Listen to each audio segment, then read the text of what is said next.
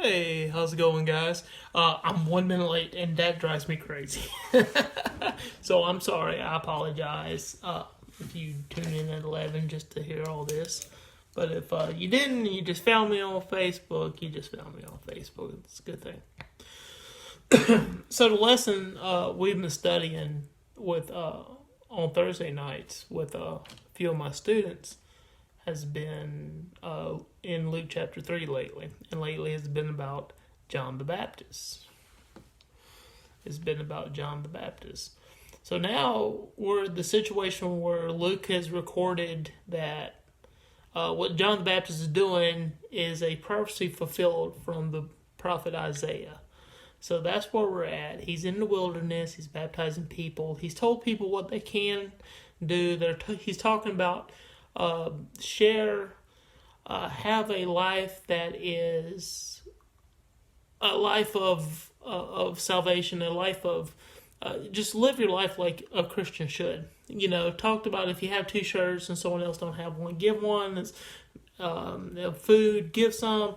It's basically saying help a brother out. Same thing with tax collectors. Back in the day, I think tax collectors are bad now. They were worse then. Nothing against tax collectors. If y'all are my friends on Facebook, they're tax collectors. You're just doing your job. But they take whatever the government tells them and added a couple more percentage to them so they can be a little more rich. Soldiers don't use force. So John the Baptist is here talking all this good news, and he is telling people about Jesus, the coming Messiah. And verse 15, we're going to read Luke chapter 3, verses 15 through 20. Now the people were waiting. This is verse 15 from Luke chapter 3. Now the people were waiting expectantly, and all of them were debating in their minds whether John might be the Messiah. They were wondering if this is him, if this is the guy. Is this the guy that has been prophesied? Is prophecy being fulfilled? What is this the guy? Is John the Baptist him? And in verse 16 and 17, he basically tells him no. But we're going to read that anyway. Luke 3:16. John answered to them all, I baptize you with water, but the one who is coming is more powerful than I. I am not worthy to untie the straps of his sandals. He will baptize you with the Holy Spirit and fire. So now John said, no, I'm not the guy. I am not worthy to unstrap the sandals, because everybody wore sandals back in that day. I'm just baptizing you with water. I'm kind of preparing how this should be when he gets there, is what he's saying. I'm baptizing you with water, but he will baptize you with Holy Spirit and fire. Now, we're going to talk about Holy Spirit and fire in a minute. But it got me thinking, even like when I baptize people or when someone else baptizes people, is, there's nothing special about the water. There's nothing special, whether you baptize in a pool, a baptistry, a church, a trough, a bathtub. There's nothing special about it. But what's special about baptism? It is that act of obedience, of following Jesus. That's what's special about it. And it is about accepting Jesus and the Holy Spirit. That's what's the important thing about being baptized. I compared this to my students yesterday when I got married when I got married last year, and I asked them, I said, could me and Ashley got married without a big ceremony? The answer is yes, we could. But what did we want? What did she want out of this time? What did I want out of this time? What did we want? And Jesus is like that. Jesus wants the ceremony to happen, yes, because he wants this. Why do people want to have birthday parties and stuff like that? Jesus wants us to be baptized. He wants that symbolism. We wanted that symbolism of our love on July 13th. July 13th was the day. So we went through and we did a ceremony.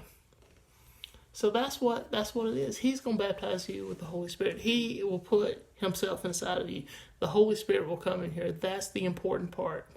And then baptism, it also important, comes in. So, to talk about the Holy Spirit and fire, I want to, let's read verse 17, okay? His winnowing shovel in his hands will clear his thrashing floor and gather the wheat into his barn. But the shafts he will burn up in the fire that never goes out. All right. So in verse 16, we see Holy Spirit and fire. Okay, so language has changed throughout the time. Okay, it's easier to say Holy Spirit or fire. Okay, so I've researched that one part of the passage a lot this week, and 17 kind of comes up with a real good conclusion. First of all, I don't know if many of us owns a winnowing shovel and knows what that means. And my students Googled it last night, and it basically, back in the time when a lot of people worked with grain, and if you worked with grain, you probably know what this is, and it gets the good grain, and it kind of filters all the bad stuff out. So that's what he was talking about. There's two sections here. There's people who are going to follow Jesus, and there's people who's not. All right? So just like in Luke chapter 3, verse 9, where it talks about any fruit that does not produce good fruit goes into the fire, then, it says here, in his hands he clears the thrashing of the floor and gathers wheat into his barn. All capitalized in my version of the Bible to symbolize God and Jesus and all that. But the shafts, the leftovers, God, he will burn up in the fire that never ends. So there we go. Now, let me read you verses 18, 19, and 20. Okay? So what we have, so let's set up before I do this. John has said, no, I'm not the Messiah, but the Messiah is coming. He's going to baptize you with the Holy Spirit of fire. He's going to take the people who wants to be the grain and store it up in his barn, a kind of symbolism for heaven, I guess, or, symbolism as being a part of him. That would be the best way to say it. But then 18 starts with this. Then, along with many other exhortations, he proclaimed the good news to the people. He was preaching the gospel. John the Baptist was preaching the gospel, preaching the good news, preaching about the coming Messiah, preaching and rebuking evil. Herod, a tetrarch, which just means ruler. He was the ruler of Galilee. You see that in Luke, in the beginning of Luke chapter 3, where it talks about he was the ruler of Galilee and had some siblings who was also rulers in other places. Herod the tetrarch, being rebuked by him by Herodias, his brother's wife, and about all the evil things Herod has done. So John the Baptist is talking about Herod. He's saying he's not a good dude. He's not a great dude. He is talking about his evil. Verse 20. Added this to everything else. Herod, Herod, locked up John in prison. The ending of the story doesn't end well with John in this chapter. He got put in prison. In fact, in Mark 6:27, it gets worse. He gets beheaded. He gets cut off. Oh, he has no head. Mm-hmm. Or his head has no body. Oh, boy, lame joke. So, we see here in these 6 verses, he was talked about being the Messiah. And he said, no, I'm not. I am not worthy to untie his bootstraps. The guy who's coming, I'm just doing it with water, kind of showing you how it's going to be done. But here comes Jesus, and he's going to baptize you with the Holy Spirit. This is what's going to happen. So the first takeaway is John the Baptist put himself in his place. He put himself below Jesus. He put himself as just a guy who is just doing what he was told. That's what he put himself in his own place. And then takeaway number 2, he put Jesus in his place. Jesus is powerful. Jesus will baptize you like this.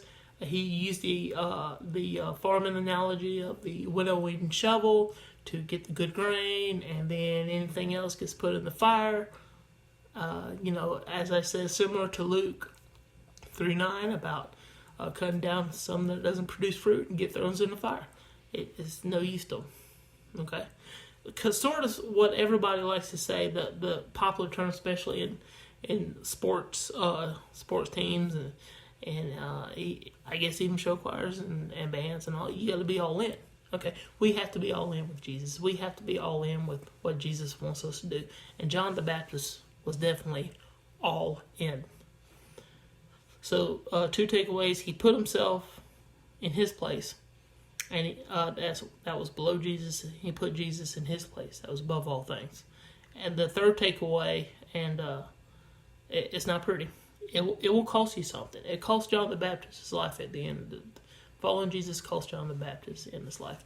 We live in a country where this is not illegal.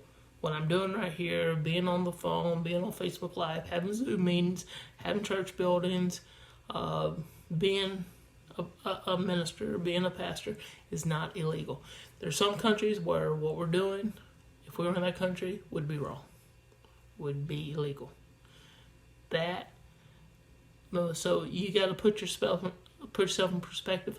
Hey, I can watch this video. I can listen to this. I can go to church or not go to church. I can do that. But at the end of the day, following Jesus will cost you something. And I deal with students all the time. And I always tell students 2 things. Following Jesus and becoming a Christian is not easy. And it will cost you something. Now, whether that be your popularity, it might cost you some friends. When you get older, you realize discipling people cost you money. You realize that it costs you your time. It's going to cost you something. For John the Baptist, it cost him his life. So, those are the 3 takeaways from these verses. Really cool story with John the Baptist. Remember, put yourself in your place. That's below Jesus, below God. Put Jesus in a place that's above everything else. And it will cost you something to follow him. Hey guys, thank you for your time. I will talk to y'all later. Y'all be careful. Y'all West Virginians, Marylands, and Virginians, and Pennsylvanians, where I live in the Eastern Panhandle. Keep it up. My Mississippi friends, I know y'all almost back to normal, I guess. So y'all take it easy, guys. And have a good day. There y'all. Where do I finish? Ooh.